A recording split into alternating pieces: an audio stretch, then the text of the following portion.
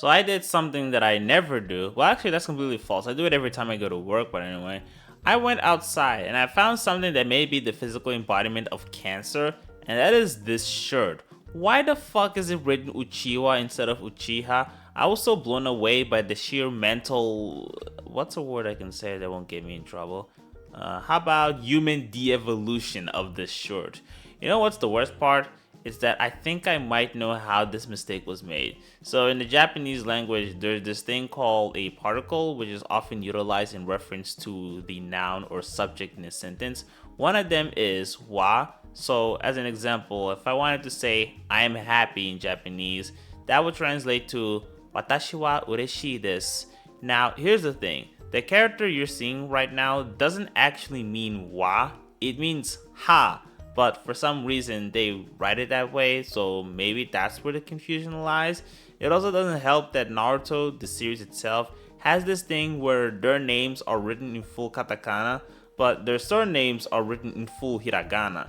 Now in general, Japanese names are usually written in kanji, so if you read the name Uchiha off the bat, it sounds like a sentence than an actual name, especially when both Uchi and Ha, or rather Wa, actually do mean something in Japanese. So my theory is either that this is a massive troll or a really big fuck up in the translation, which is really dumb because they wrote Uchiha after Sasuke. So there was some awareness that this was meant to be a name. Plus, if you don't know who Sasuke Uchiha is, I'm just going to assume that you're living amongst cavemen. But anyway, as my brain was rotting, I found a copy of JoJo All-Stars Battle R for the PlayStation 4.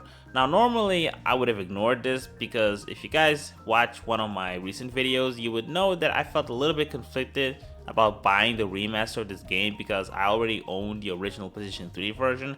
I was feeling conflicted as far as which copy to buy, whether it was the digital or physical version, because even though physical is always better, the digital version did offer one benefit, and that was having both the PlayStation 4 and 5 versions of the game. But if I bought the PlayStation 5 copy, I wouldn't get the privilege of owning both, like I do in the PlayStation Store. Also didn't help by the fact that I needed to pay 49 euros for a game that I already own. However, I caved in mainly for two reasons.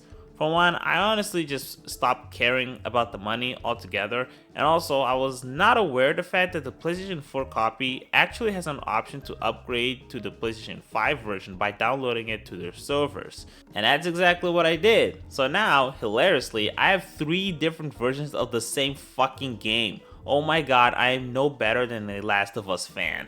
Albeit, I actually do think that this is a better deal.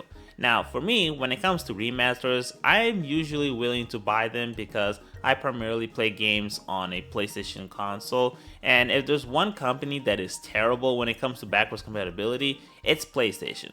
So if you want to play classic PlayStation 2 and 3 games, sure, I guess you could boot up the old consoles, but if I have the opportunity of playing them in higher picture quality in a superior console with more useful features, I'll just bite the bullet and pay for the remaster. But sometimes I'm not lured in that easily, and that's thanks to something called emulation. You know, I've seen people asking for a remastered collection of the old PlayStation 2 Ultimate Ninja games, and the reason why I personally don't care too much for this is because I can already play those games in higher resolutions and with widescreen patches by simply using PCSX2. The only reason why I would probably want a remaster of those games is because of the sluggishness of the European versions, because back when we were at the peak of the cancer that was region locking, we had 2 different analog TV systems, the 2 main ones being PAL and NTSC.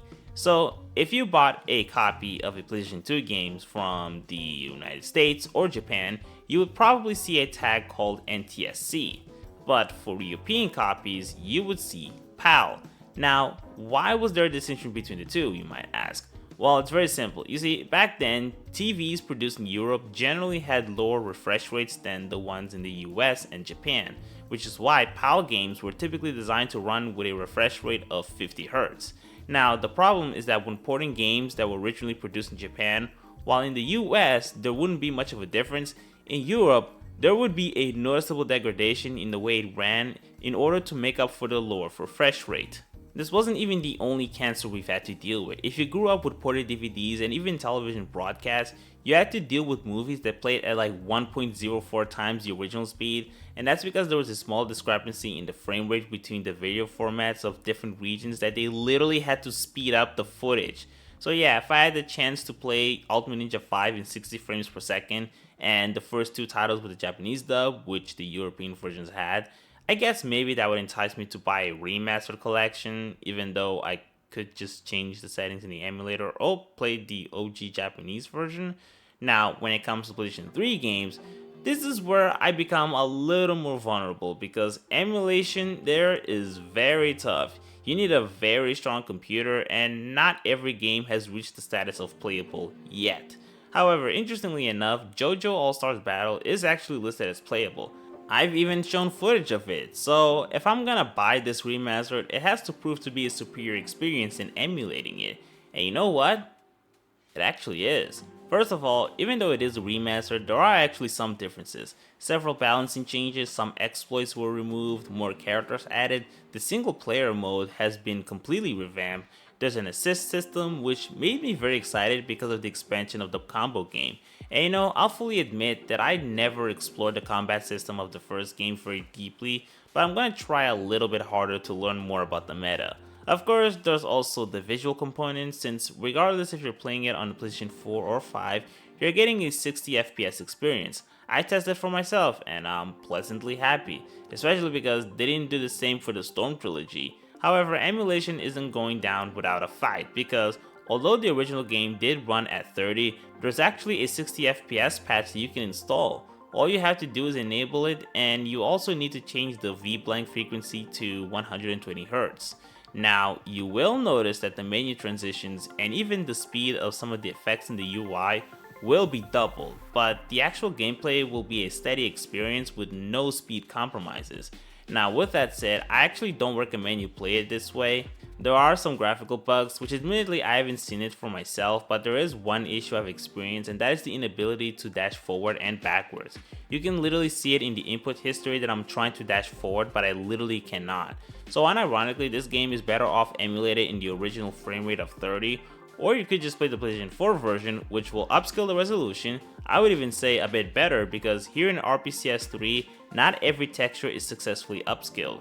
Up until the actual gameplay portion, I mostly feel like I'm playing this game at 720p when I navigate the menu. And also, if you're buying either the PlayStation 5, Xbox Series X, or PC version, you can get an even better experience by playing it in 4K. So yeah, props CyberConnect 2, this was actually a pretty decent remaster. I don't regret paying 50 euros, I think.